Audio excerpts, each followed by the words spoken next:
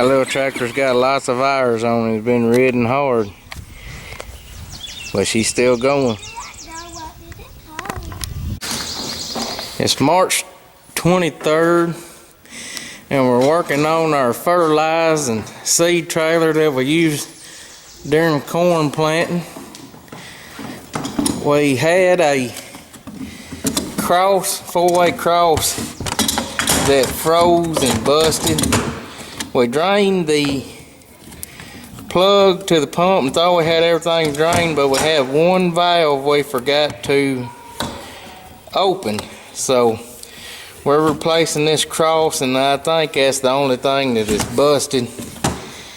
And once we get it replaced, we're gonna go out here and make sure the pump is running good, because it's been almost a year since it's been run. And just basically getting everything ready to go for to the field for spring. We should be planting in less than 7 days, but the weather, everything is saturated and wet, and I don't think we're going to get to start around the 1st of April like we normally do. We normally get to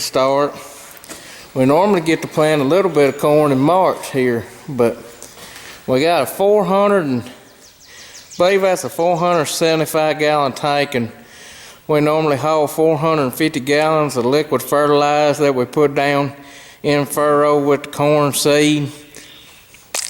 It's normally a 3-18-18 or 7-15-15 blend that we use with some micronutrients to help the corn get off to a good start. We normally run 5 gallons to the acre, so we can run 90 acres on a tank full. And we got an 8-row planter, 8-row 30-inch planter, so 20 foot, and 90 acres is a pretty big day for us. But if it looks like we're going to get over 100 acres planted in a day, we'll send somebody back and get a refill. But like I said, we got to do lots of moving around, and 90 acres is a pretty big day for us. Normally we get over 60-70 acres a day, and we have about 400 acres of corn, so you can do the math. We should have all the corn planted in less than a week if everything will cooperate. Over here is some chemical that we have left over. This is insecticide and fungicide that we also run in furrow, along with some compatibility agent to help all that stuff mix properly. And then it's kind of disorganized right now because we're working on it. But we got our water hose we use to wash our mixing cone out with when we add our fungicide and insecticide. And then this, I believe it's either a 75 or 100 gallon tank. That's what we use to keep fresh water in to flush the hoses after we fill up, and also to wash out the mixing cone. And if we want to dilute the fertilizer a little bit, we can. Just depending on the fertility levels in the soil, depends on how much fertilizer we put out. But I like to run 5 gallons, whether it be all fertilizer or fertilizer and water blend. That way it just gives it a good pattern coming out of the Keaton seed firmer. There we are, putting some pipe sealant on the threads, hopefully keep it from leaking. I don't know what it is about liquid fertilizer, but you can have stuff watertight, but fertilizer can leak out where water won't, and I'm dead serious. We've had it happen on more than one occasion.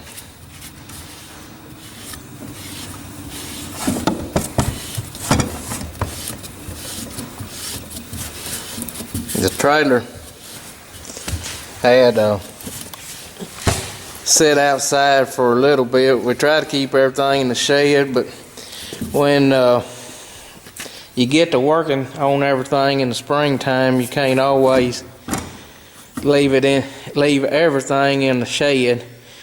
hopefully this summer we're going to build a new shed, a 30 by 60 machine shed, to remedy that problem, where everything can stay in the dry at all times. We marked our holes where we're going to put our mixing cone. Now I'm using a Harbor Freight step drill bit. These are the better ones. They're the Hercules.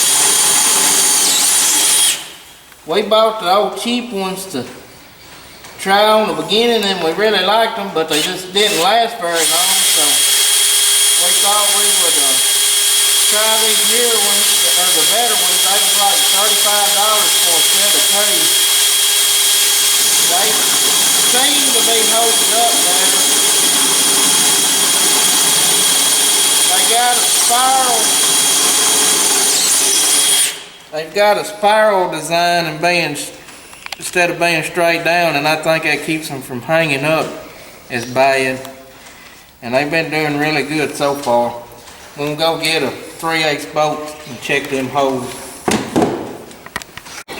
So what we're doing right here is, this is not the original cone that went on this trailer. It was actually on our water trailer, and we had a 35-gallon cone on this trailer, but we actually needed the big cone on that trailer and the smaller one on this one, because we don't mix up at like 2 gallons at a time. So this cone is not really made for this trailer, and right now it's got lots of flop to it. But I marked where the brace is going to go and cleaned it up where the weld is. Take this hammer and tap it in there into place.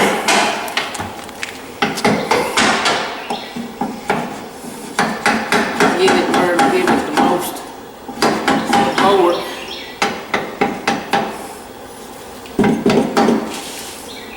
I'll do this with my fingers, but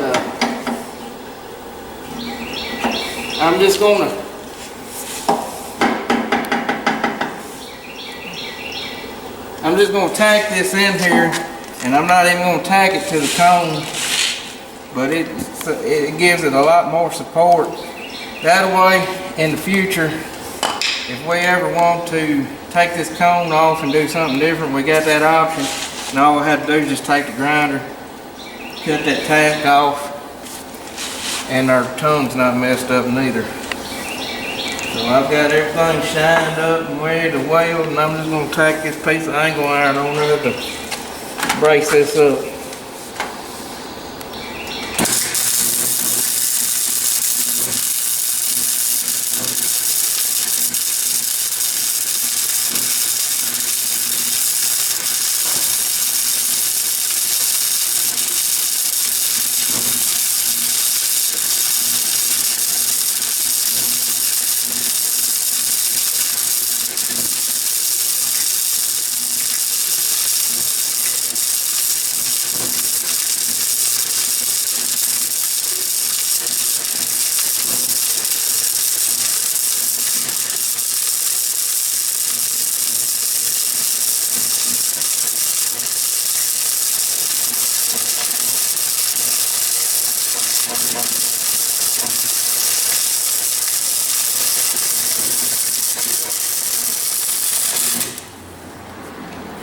I'm not really a fan of flux core MIG welders, but for small jobs like this,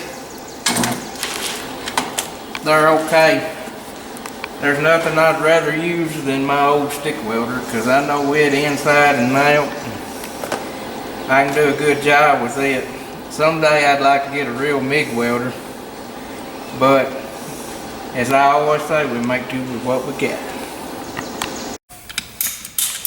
So right now we're hooking up the hose to our cone. What Bob's using, they're actually a set of cutters for PVC, but they work dang good for cutting this fertilized hose. They cut it good and square, and that old stuff's pretty thick, and it's hard to cut with a knife. And it's hard to get back off a hose barb once you get it on there too. Normally end up just taking my I carry a razor blade knife or a box cutter knife, whatever you want to call it. And usually end up having to take it to cut the hose off the barb. A lot of times we'll put them hoses on. We got a battery powered, I call it my battery powered nut driver. It's kind of an impact type deal. But on these suction fittings, we're just using old timey nut driver, kind of like a screwdriver. It works a whole lot better on these hose clamps using it. If you try to use a darn flat blade screwdriver, most of the time they end up slipping off and you end up stabbing yourself in the hand, and it's not real pretty. We got our starter fertilizer trailer finished up and ready to go to the field. There's only one more thing we might do. We've been using a water hose to flush out the mixing cone, and when we had this mixing cone on our nurse trailer for our sprayer, we had it plumbed up with to rinse itself out. So I might run a hose from that water hose fitting over here, that way we can do away with that water hose. But there's our mixing cone where we add our insecticide and fungicide, our clean water tank to flush our hoses, and clean the mixing cone with. That way we're not having to run fertilizer through the mixing cone, and also to dilute the fertilizer if we want to. Our tank that actually hosts the starter fertilizer, and we may probably gonna take it out there and wash it real well. There's our pump. We had to take the carburetor off of it and clean it well where it's been setting, but we got it back started and running. This is we use a 1-inch setup on this. Most time we just let the pump idle to fill the 150-gallon tank on the planter while we're filling it up with seed. And then right back there on the back, on that back deck, is where we keep our bags of corn seed. Someday hopefully we're going to move to a bulk system with corn, but right now we don't have enough acres to justify buying whole pro boxes full of corn. But I bought this trailer for $450 at an auction several years ago, and it's had many different uses in the time I've owned it. It used to be my water trailer, nurse trailer for the sprayer, and if I can find a picture, I'll include it in there of the way it used to look. But it works really well for what we're doing. You can pull it behind a pickup, and it works good for moving fertilizer back and forth to the planter. You can haul enough stuff on it to plant all day. So thank y'all guys for watching. Be sure to like and subscribe, because we're trying to grow the channel, and hopefully we're going to bring you, once the weather dries up, some better content. Thanks.